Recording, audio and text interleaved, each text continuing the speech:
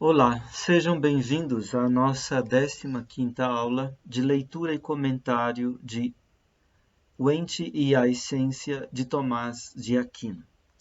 Nós estamos lendo e comentando o primeiro capítulo, no momento em que Tomás expõe os vários sentidos e significados de essência.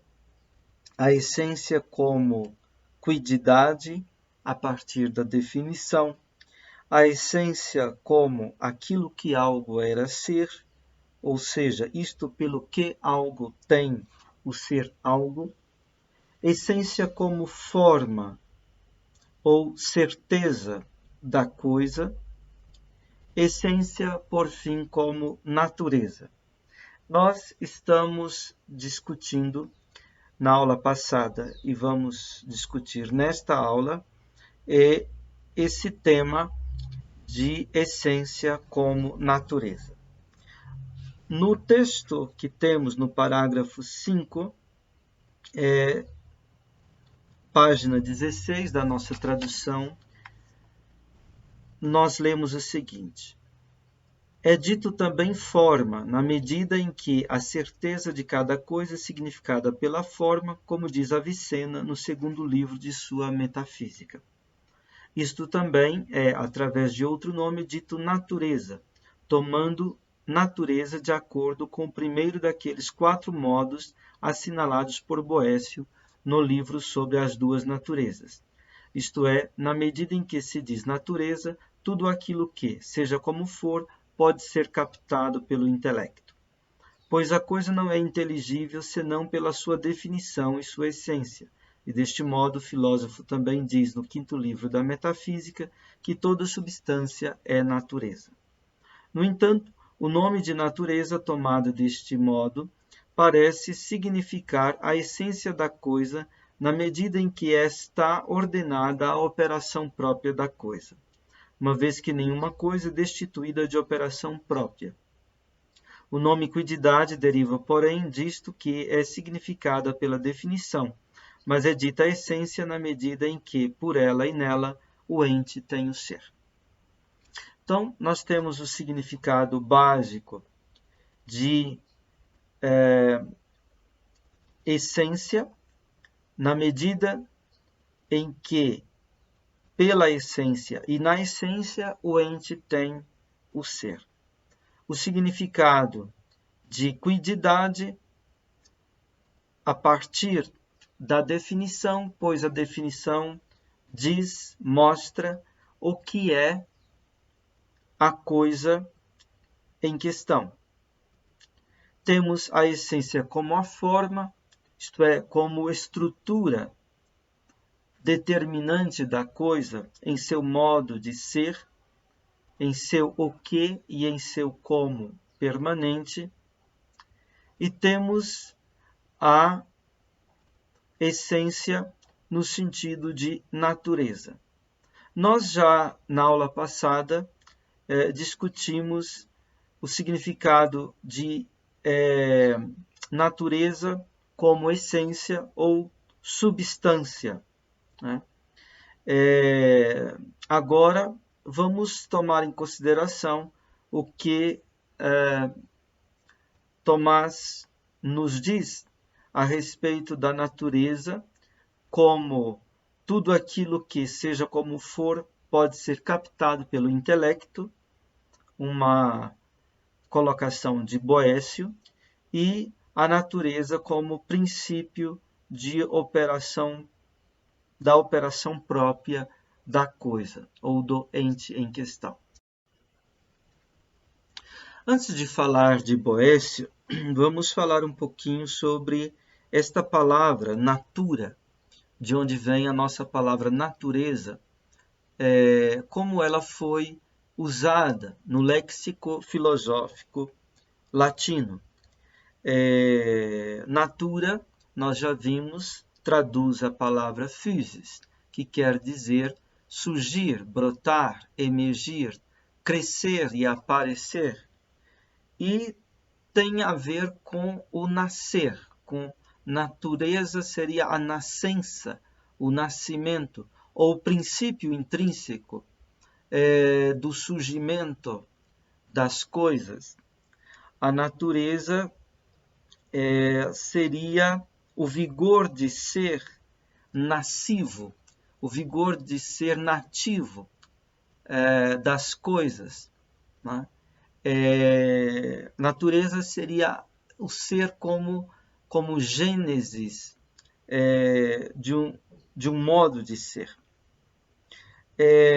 Cícero, muitas vezes, em lugar de essência e substância, traduz ousia e hipóstases por natura. Às vezes também traduz poiotes e idiotes também por natura. Poiotes, que significa qualidade, isto é, o ser como de alguma coisa, ou como ser de alguma coisa. E idiotes traduz a palavra idiotes, seria a propriedade, em latim proprietas, aquilo que é próprio de alguma coisa. Isto é, aquilo que não é comum, aquilo que não é compartilhado com outro, aquilo que é próprio daquela coisa, né? Então, a natura era usada por Cícero para indicar isto, que é a coisa no seu subsistir, na sua consistência e na estabilidade própria de ser, o que é a coisa dotada de caracteres próprios, a coisa no seu como específico, né? Agostinho diz que a natureza nada mais é que aquilo que é compreendido ser alguma coisa em seu gênero. Isto nós temos no texto De Moribus Ecclesiae, dos costumes da Igreja Católica. A natureza nada mais é que aquilo que é compreendido ser alguma coisa em seu gênero. E Agostinho diz, então, portanto, natureza tem um sentido ontológico bastante forte, bastante marcado, de essência, né? Agostinho vai falar de 3 tipos de natura, 3 gêneros de natura, né? De natureza. Há uma natura mutável através dos lugares e dos tempos, o corpo. E há uma natura de maneira nenhuma mutável através dos lugares, mas somente mutável através dos tempos, a alma. E há uma natura imutável, tanto através dos lugares como através dos tempos. É Deus. Isso diz ele na Epístola 18, verso 21. Então, um primeiro tipo de gênero de natureza é aquele que é mutável nos tempos, nos lugares e nos tempos. Isto é, o corpo. E há um gênero de natureza que não é mutável nos lugares, mas é mutável nos tempos. E isto é a alma. E o terceiro gênero de natureza é aquele que é imutável, tanto nos lugares quanto nos tempos, isto é, Deus. Então, nós temos 3 tipos de natureza, né? Correspondendo àquilo que em Descartes aparece como a res extensa, a coisa extensa, o corpo, a res cogitans, a coisa cogitante, a alma, e a substância infinita e perfeita, que é Deus. Então, temos esses 3 temas aqui, 3 naturezas, que Agostinho ordena segundo o critério do tempo, de certa maneira, ou melhor dizendo, da mutabilidade e imutabilidade. Para Agostinho, o ser em sentido pleno é o ser imutável, é aquilo que não muda, nem de lugar, nem de tempo, nem através dos lugares, nem através dos tempos.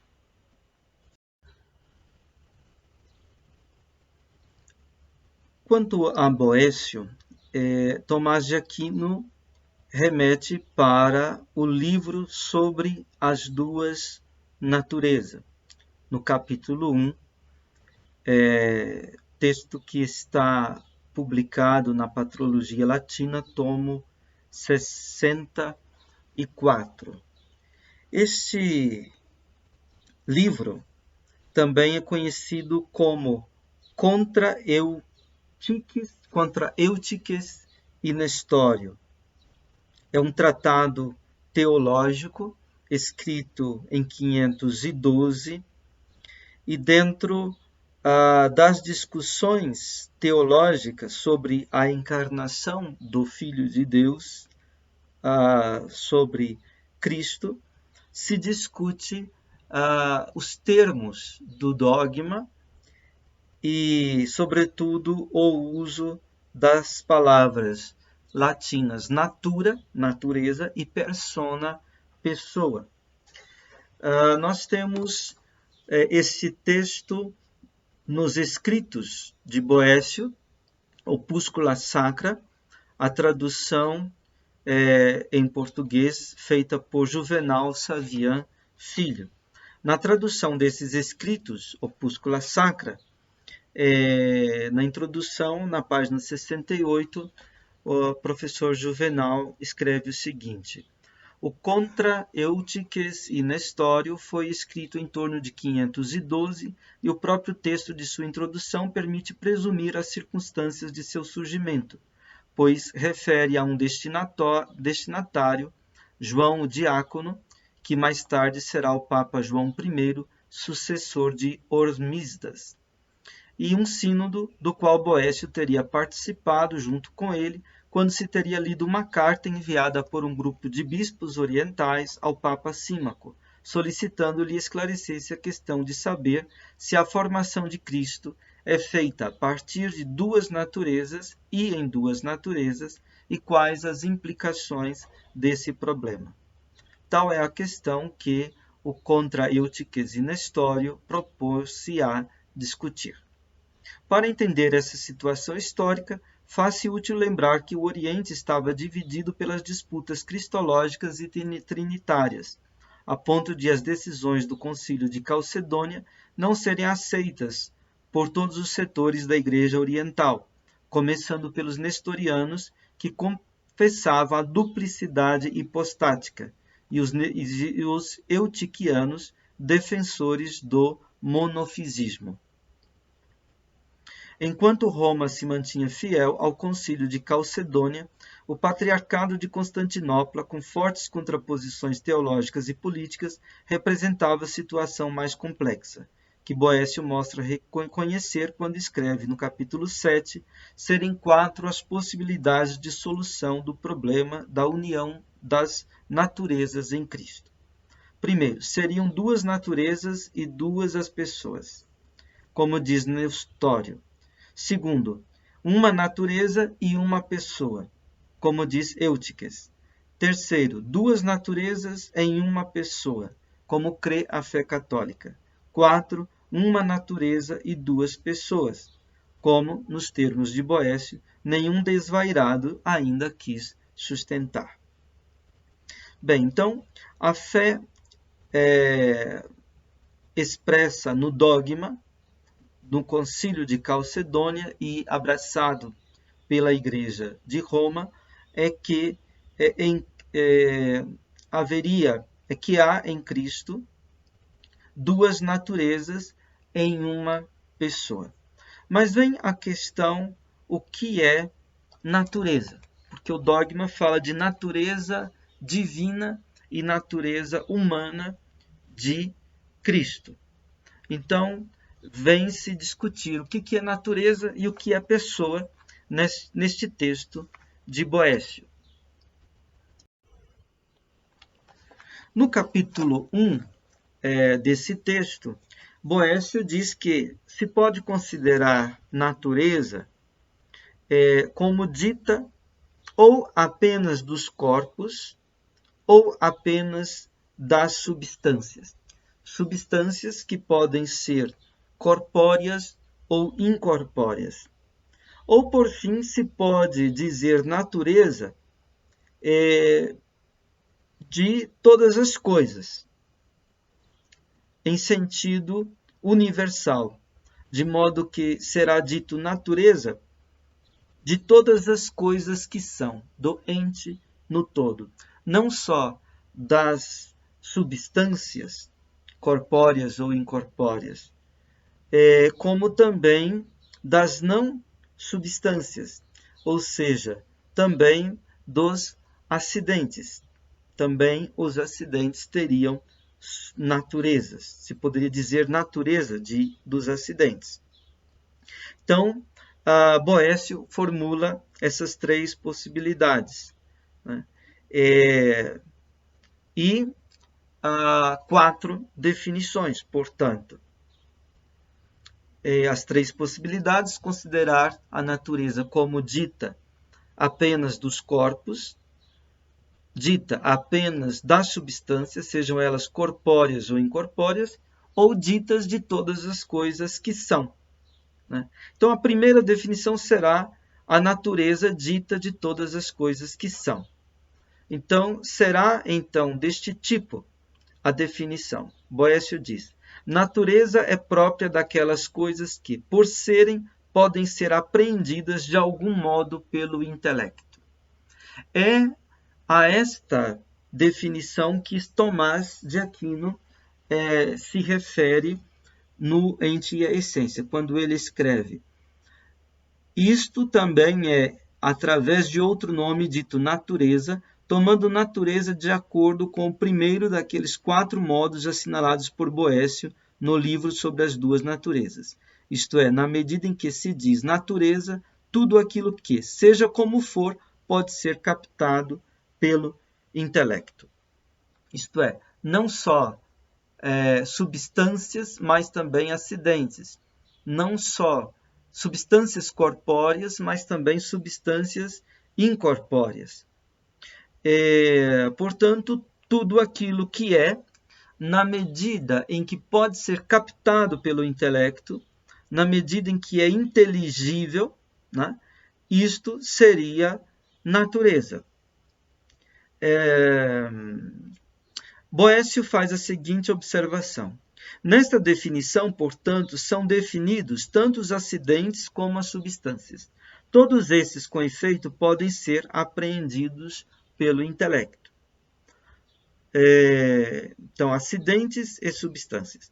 Acrescentou-se, porém, de algum modo, porque Deus e a matéria não podem ser inteligidos total e perfeitamente pelo intelecto, embora sejam apreendidos, entretanto, de um outro modo, pela privação de outras coisas.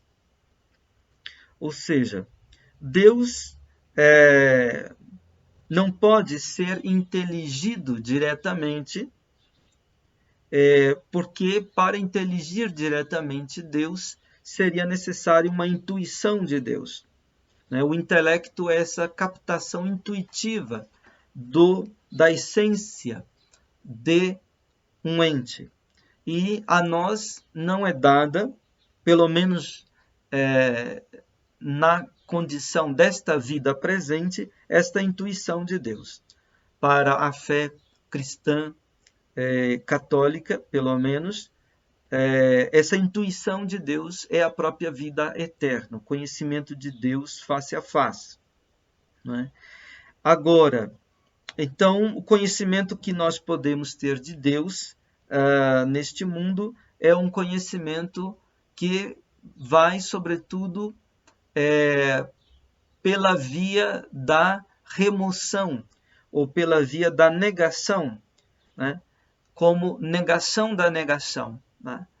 Ou seja, tudo aquilo que é negação, privação nas criaturas, tudo aquilo que é imperfeição nas criaturas, se nega de Deus, né?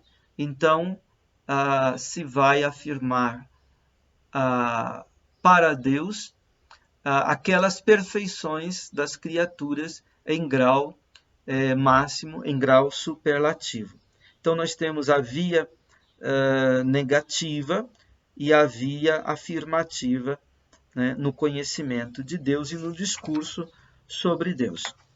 A matéria também só pode ser inteligida à medida em que nós privamos, né, de todas as formas. Então, a noção de uma matéria informe, ela vem pela remoção de todas as formas, né? E nós não conhecemos propriamente a matéria enquanto matéria informe. Toda a matéria que nós conhecemos sob a determinação de alguma forma. A forma da petreidade, a forma da arboridade, a forma da animalidade, a forma da humanidade, de modo que conhecer a matéria enquanto matéria, de um modo inteligível, isso não nos é possível, né? Conhecemos negativamente à medida em que concebemos a matéria informe como aquela matéria que é privada de todas as formas. Da mesma maneira, o nada, né? Então, a definição é: natureza é própria daquelas coisas que, por serem, podem ser apreendidas de algum modo pelo intelecto, né? Então, Deus e a matéria são, e de algum modo são captadas pelo intelecto, nem que seja por uma via negativa, né? por via de privação. E a Boécio colocou por serem. Natureza é própria daquelas coisas que, por serem, podem ser apreendidas de algum modo pelo intelecto. Ele diz, por outro lado, acrescentamos por serem, porque o próprio nada também significa algo, não, porém, uma natureza. Não significa, pois, que seja algo, mas significa antes o não ser. Ao contrário, toda natureza é. Então, o nada só entra como ente no segundo modo, como vimos no início do ente e a essência, ou seja, na medida em que nós podemos formar uma proposição afirmativa a respeito do nada. Nós dizemos o nada é o nada, né? Então, o nada entraria aí sob a determinação do ente de razão, o ente dito no segundo modo. Mas o nada não é algo, não pode ser colocado como ente real. O nada significa alguma coisa, significa o não ser. Embora a palavra nada signifique algo, o nada não é algo. O nada é o nada. E a palavra nada significa não ser. Então, pelo fato de o nada ser inteligido, né, enquanto nada, isso não o torna ainda uma natureza, né? Porque natureza será dita apenas daquilo que é. Apenas daquilo que é. E, como essência, será dito apenas do ente, dito no primeiro modo, o ente real. Então, aqui se dirá de todas as coisas que são, sejam substâncias, sejam acidentes. A segunda definição dada por Boécio é de que natureza é o que pode fazer ou sofrer. Né? Natureza é o que pode fazer ou sofrer. Aqui é dito, diz Boécio, dos corpos, né, que podem operar, podem agir, atuar, fazer e podem também sofrer. Como também é dito da alma dos corpóreos. Né? Esta, a alma dos corpóreos, com efeito no corpo e pelo corpo, não somente faz, como também sofre. Já em relação a Deus e às realidades divinas, não se diz que sofre, né? Mas apenas que faz. Né? Apenas a ação é atribuída a Deus e ao que é divino, não a paixão, isto é, o sofrer, né? Não é atribuído ao divino. Né? Temos o terceiro significado de natureza. Natureza é princípio de movimento por si e não por acidente. Natureza é o princípio do movimento por si, não por acidente. Aqui é Boécio, que conhecia bem Aristóteles, né, que chegou a traduzir e também a comentar textos de Aristóteles e de comentários sobre Aristóteles, como o de Porfírio, por exemplo. Boécio aqui se refere ao conceito de natureza dado no livro da Física. Natureza é o princípio do movimento por si, não por acidente. Ele complementa o seguinte: eu disse princípio do movimento porque todo o corpo tem um movimento próprio, como o fogo para o alto e a terra para baixo. Igualmente propus que natureza é princípio do movimento por si e não por acidente. E isso é assim porque é necessário que também uma cama de madeira seja puxada para baixo. Mas não é por acidente que ela é puxada para baixo. Por esse motivo, isto é, porque é madeira, que é terra. A cama, pelo peso e a gravidade, é puxada para baixo. Ela cai não porque é uma cama, mas porque é terra. Isto é, porque provém da terra para ser um leito. A partir disso, convém dizermos ser ela madeira naturalmente e cama artificialmente. Então, ele está dizendo, natureza, nesse terceiro sentido, é o princípio do movimento por si e não por acidentes. Né? Então, a cama é cama artificialmente, mas é madeira naturalmente. Ora, a madeira seria uma matéria primeira aí, né, da cama, e esta matéria primeira, ela pertence ao elemento água, é algo aquoso. Né? Então, a cama cai, né? Ela é puxada para baixo, ela cai, não por ser cama, e sim por ser terra, né? Por ser um corpo em que predomina o elemento terra, por ser madeira. Né? Então, aí, natureza é o princípio do movimento por si. Esse movimento de cair, né, para os corpos que têm esse caráter de terra, isto seria um movimento por si e não um movimento acidental. Depois, então, aqui, esse conceito de natureza, terceiro conceito, ele se aplica às substâncias corpóreas, né? Somente as substâncias corpóreas. A quarta definição, natureza é a diferença específica que dá forma a qualquer realidade. Né? Natureza é a diferença específica que dá forma, que informa cada coisa. Né? Ele diz: natureza tem também outra significação, pela qual dizemos ser diferente a natureza do ouro e da prata, querendo mostrar com isso a propriedade das coisas. Então, a natureza entraria aí a propriedade das coisas, a diferença específica das coisas.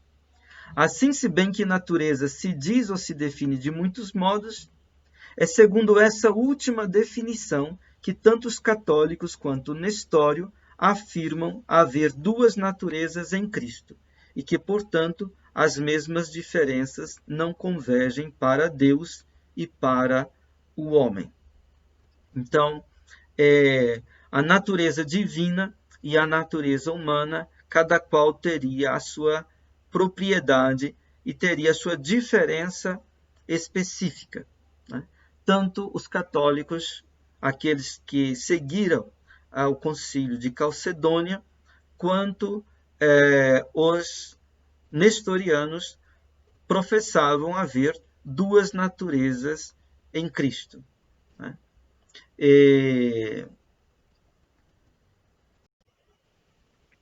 Nestório dizia que em Cristo havia duas naturezas e duas pessoas.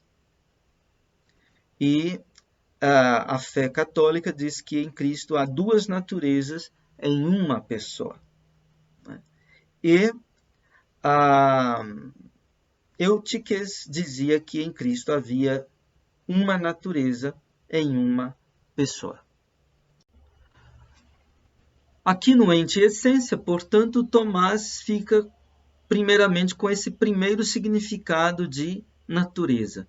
Ou seja, tudo aquilo que, seja como for, pode ser captado pelo intelecto. Ou seja, natureza como o ser, e o ser inteligível de acidentes e de substâncias corpóreas e de substâncias incorpóreas.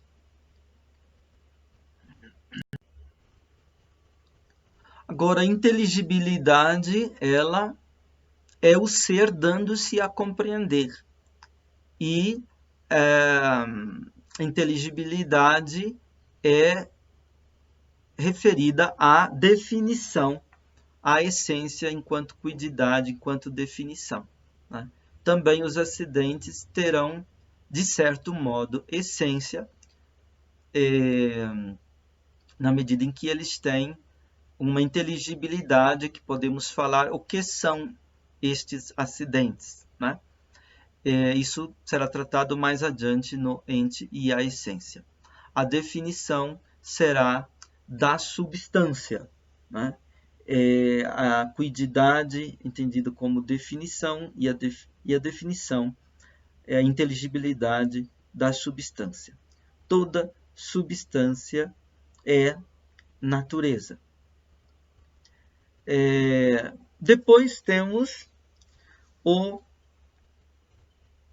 segundo significado de natureza, que Tomás de Aquino apresenta no parágrafo 6º de O Ente e a Essência. Ele diz: no entanto, o nome de natureza, tomada deste modo, parece significar a essência da coisa, na medida em que está ordenada à operação própria da coisa, uma vez que nenhuma coisa é destituída de operação própria. O nome quididade deriva, porém, disto que é significada pela definição, mas é dita essência na medida em que, por ela e nela, o ente tem o ser. Então, natureza como princípio da operação própria da coisa.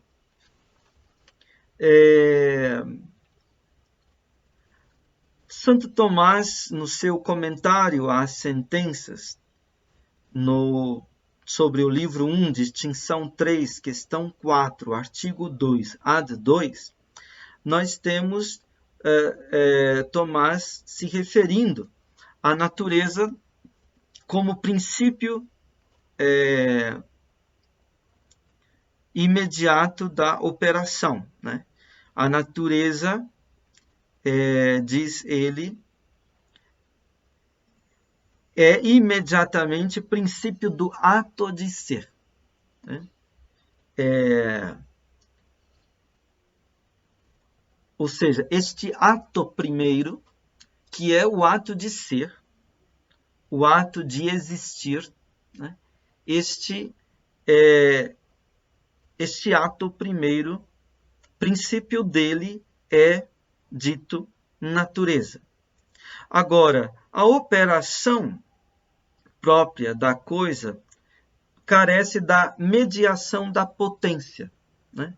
Mediante uma força, uma virtude, uma potência é que as coisas realizam as suas operações próprias. Então, nós temos a natureza como princípio, a potência, força ou virtude da coisa para operar e a operação própria da coisa, né?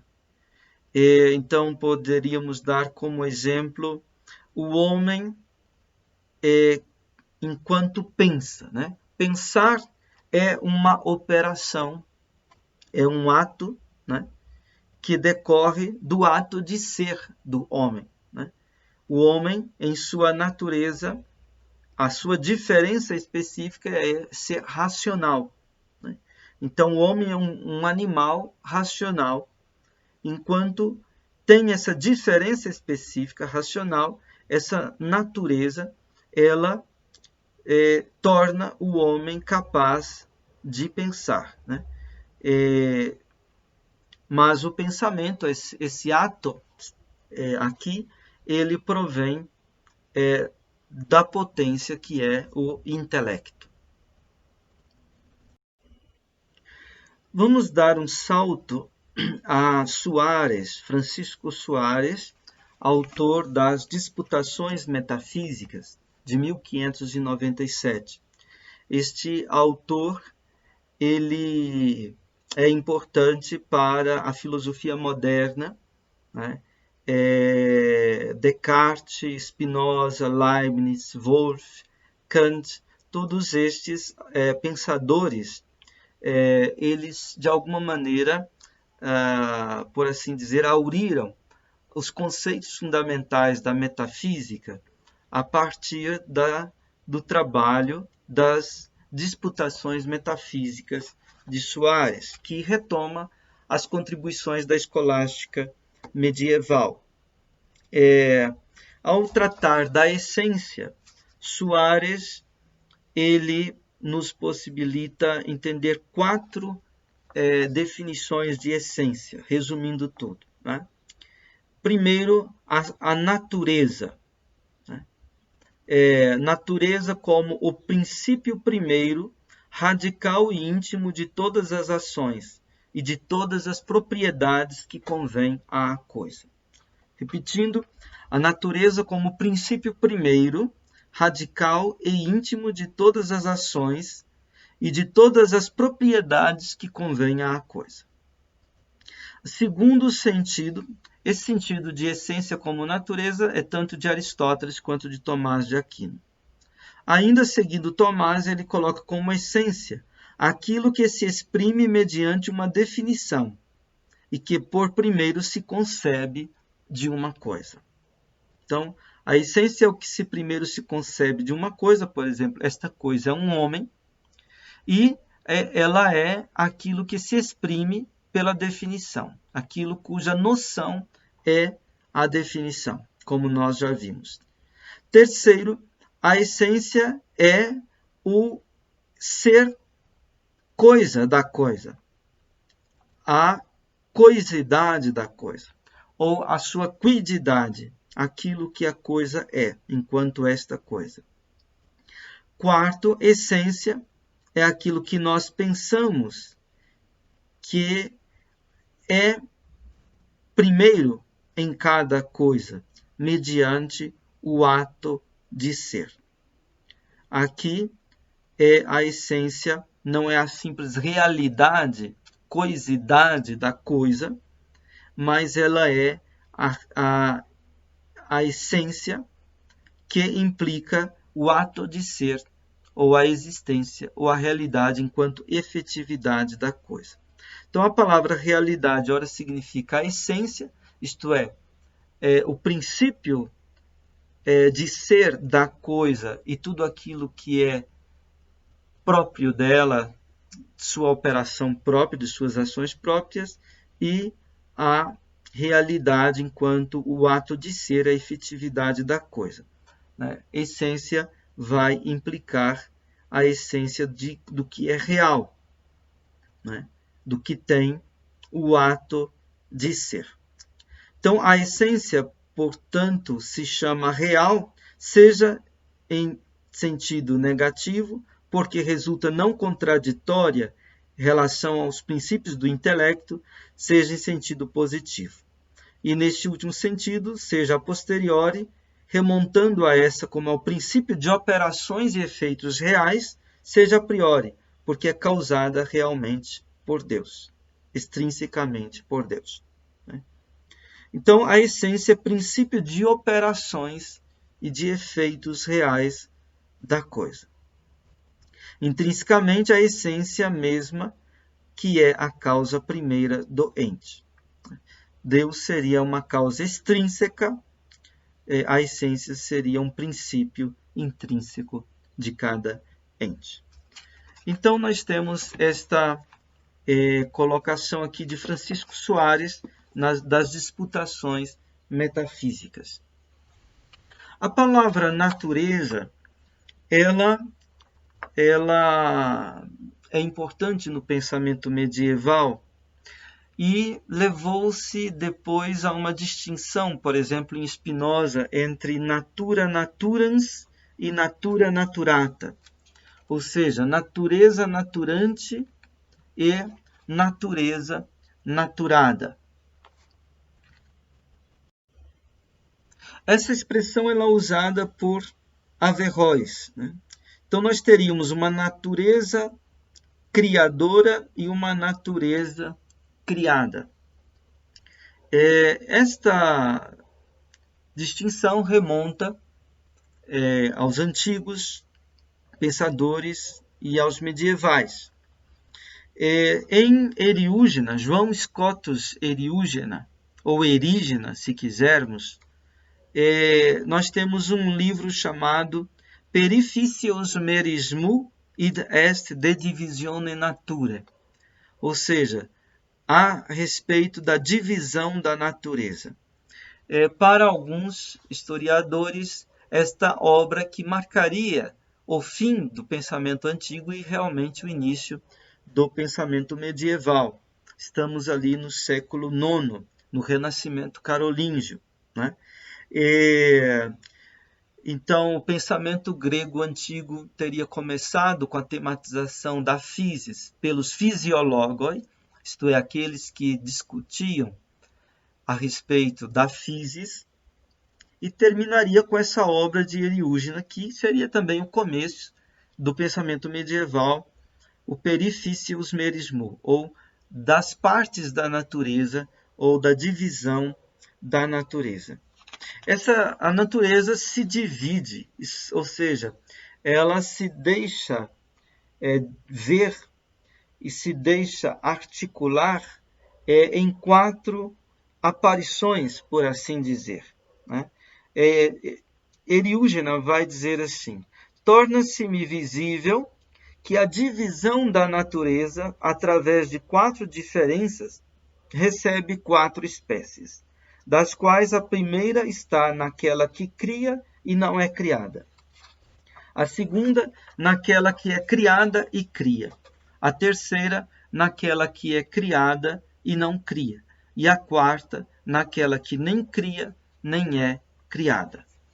Então, nós temos 4 espécies de natureza, em 4 diferenças. A primeira espécie de natureza, aquela que cria e não é criada, é a natureza divina. A natureza de Deus, enquanto ele é o Criador, isto é, enquanto ele faz as coisas passarem do não ser para o ser. A segunda espécie de natureza é aquela que é criada e cria. Esta natureza, como natureza que é criada, mas cria também, ela se refere às causas primordiais das coisas, às ideias, aos arquétipos das coisas, que são como que pensamentos divinos ou intenções divinas, são aquilo que estão na sabedoria criadora de Deus, né?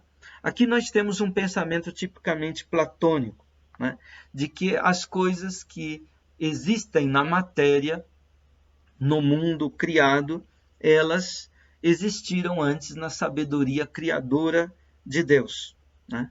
Elas são pensamentos de Deus, e os pensamentos de Deus ou as intenções de Deus, elas formataram os arquétipos, as formas originárias de todas as coisas. Então, essas causas primordiais, ou os arquétipos, seriam a natureza que é criada e que também cria. A terceira espécie de natureza é que é criada e que não cria. Aqui nós temos a natureza no sentido disso que se dá no mundo, estendido no espaço-tempo. O mundo surge do nada da receptividade para o ser, denominado de matéria primeira ou matéria informe. O mundo é, pois, feito de matéria sem forma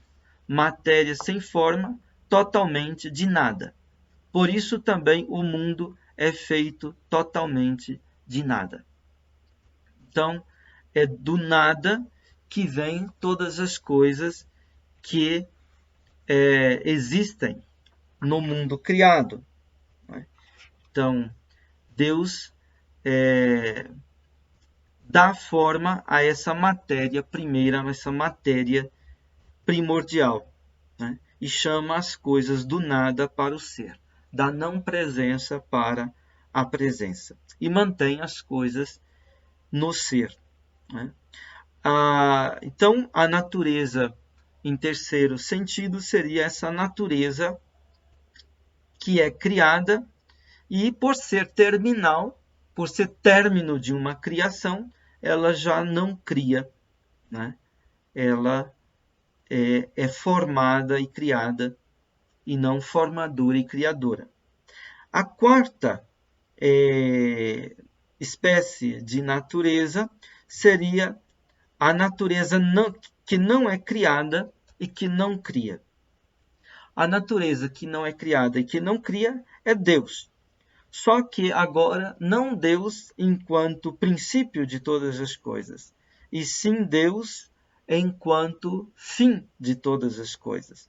Ou seja, enquanto em Deus todas as coisas chegam ao seu termo, à sua perfeição, à sua consumação, todas as coisas realizam aquilo que elas são chamadas a realizar, a ser, e assim se aquietam e silenciam. Deus, portanto, como o alfa e o ômega, o princípio e o fim de tudo. Eriúgena diz, e pois, a primeira e a quarta espécie são um, porque elas são inteligíveis somente a respeito e a partir de Deus. É ele, pois, o princípio de todas as coisas que são dadas com ele, dele e a partir de si. E é o fim de todas as coisas que o apetecem, para que nele se aquietem eterna e imutavelmente. Então, temos o exitus, a saída de todas as coisas de Deus, e o reditus, o retorno de todas as coisas para Deus. Em grego, exodos é esta saída, né? Prórodos é esse retorno, essa reversão das coisas para Deus. Essa concepção, né, de que há a natureza nesses quatro modos, né? Não criada e criadora, criada e criadora, criada e não criadora, não criada e não criadora. Esta concepção estrutura, por exemplo, as sumas teológicas medievais, que veem o universo todo saindo de Deus e retornando para Deus. Ao falar da quarta espécie, Eriúgena escreve o seguinte, que Deus ali já deixou de criar, uma vez que todas as coisas estão convertidas para dentro de suas razões eternas, nas quais permanecerão e permanecem, desistindo também de serem chamadas pelos nomes de criaturas. Deus, pois, será tudo em tudo, e toda criatura será obumbrada, uma vez que foi convertida para dentro de Deus, como os astros ao surgir do sol. Então, as criaturas, retornando para dentro de Deus, elas recebem a luz de Deus, como que são obumbradas, isto é, elas ficam sombra, né? É como as estrelas que são encobertas pela luz do sol quando nasce o dia, né? Então, as coisas, elas retornam para Deus e ali até deixam de ter o nome de criatura, né? Então, aí temos a questão da natureza divina, né? A natureza divina nessas duas formas, como natureza não criada e criadora e natureza não criada e não criadora. E a natureza criada nos dois modos, como as causas primordiais ou arquetípicas e as coisas que existem no espaço-tempo. Essa noção de natureza naturante, natureza naturada, porém, que é mais simples, não é 4 tipos, espécies de natureza, mais 2, remonta ao que parece ao Averroes latino, né? Averroes que teria apresentado essa diferença entre uma natureza naturante e uma natureza naturada, né? Isto é, uma natureza que é princípio de nascimento, de surgimento, de crescimento, de devir e de ser, e a natureza que é aquilo que é principiado.